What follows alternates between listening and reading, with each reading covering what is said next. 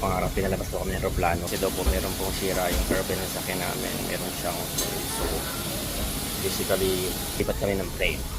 Okay, so kaya na-delay po yung flight namin. So dito po kami sa Edmonton Airport. Okay na rin yan, for safety na rin po yan, diba? Mamaya, kung nasa taas, saka siya mangyari. And good thing, nakita ka agad yung sira ng plane. We have to transfer to other plane. May madidelay ang dating namin dun. Gagabi na kami sa Montreal. Hindi naman po ako si Harold. Taga lang po siyang lumabas. Lalabas na po siya. Ito siya. Lalabas po siya ngayon and everything. Ang ganang tao ko lumalabas na. Nasa na si Harold. Ayun ako.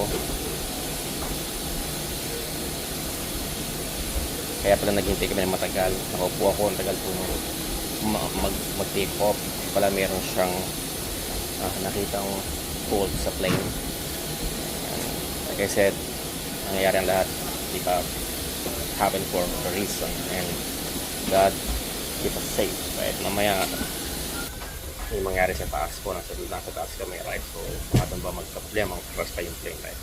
Okay na rin to, madelay, basta safe yung makakatingin sa pupuntahan namin.